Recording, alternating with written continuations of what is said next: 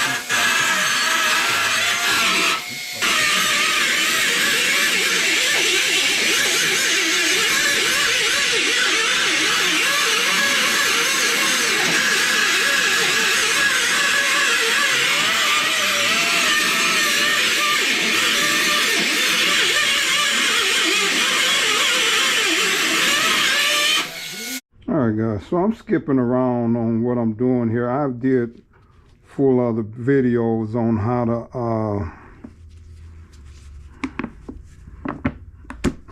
how to jam different stuff, doors and whatever else.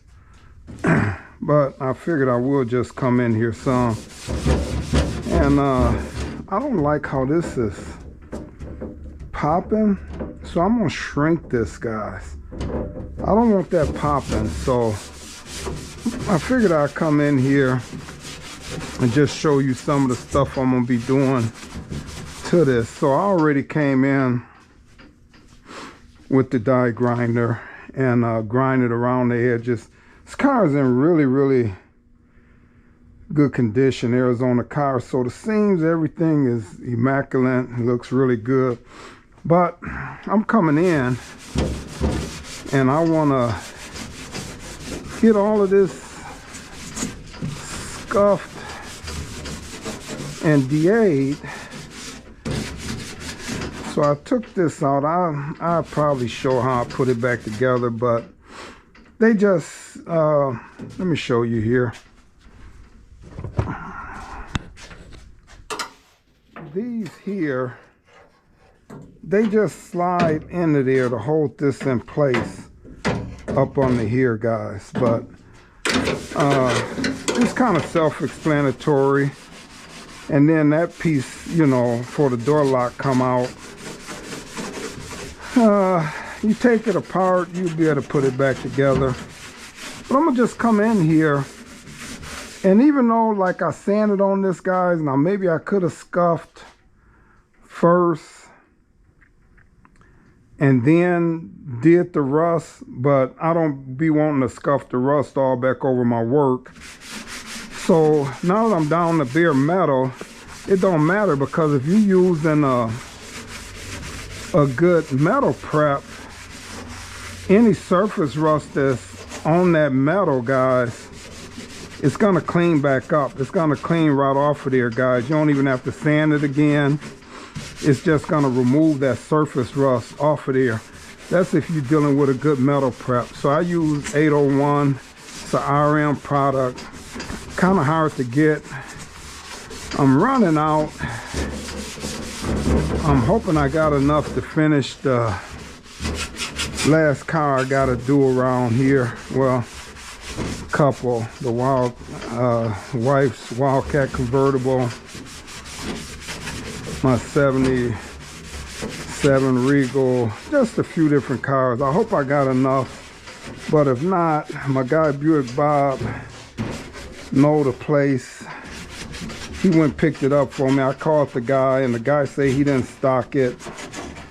But I had to look it up, guys, because it seemed like it was something you really kind of hard to get in the United States over the years. And I think Canada was a good place to get it from. But anyway, this guy, I called him, and he was able to order me some up, and I think I picked up 3 bottles or something like that.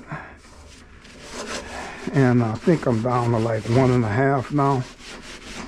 But I do want to make sure I get some more. But that metal prep, guys,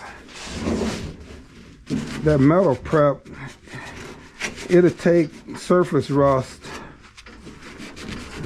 off of any bare metal, guys, and it will, you know, clean up other metal. But it's so expensive that I use another product to, like if I'm cleaning up metal panels, I have did that before. It's a concrete metal prep that I use, and you can get it from probably almost any hardware store, but that's what I use. I'm gonna come in and shrink this down though, guys. All right, so let me come in, and I'm gonna come in with water and just, you know, rinse this down. Then I come in with a paper towel.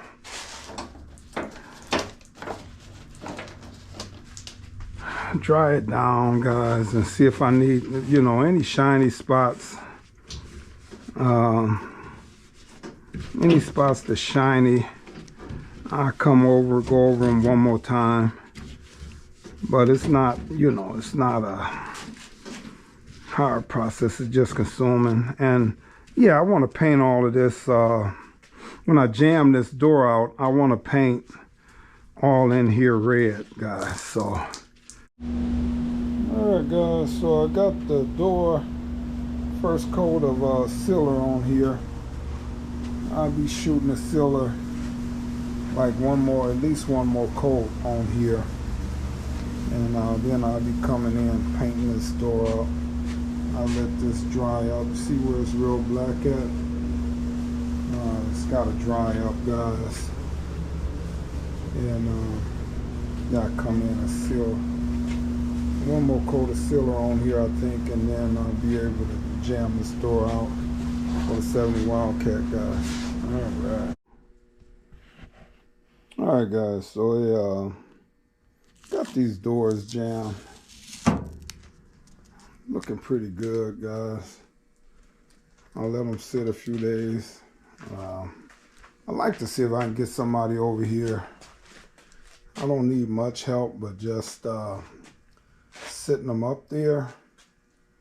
But I want to see if I can get me some help over here so I don't scratch nothing up. But I can put like tape a towel on here. Make sure I don't scratch nothing up, guys. But yeah, she's looking good, guys. Yep, like how that turned out.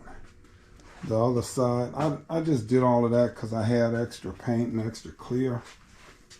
This side I didn't do the same way. This side I had jammed before, and I didn't want to take the window and stuff out, so I just re-cleared this one. It had a few nicks and scratches, you know, from being off the car. So I just wanted to get this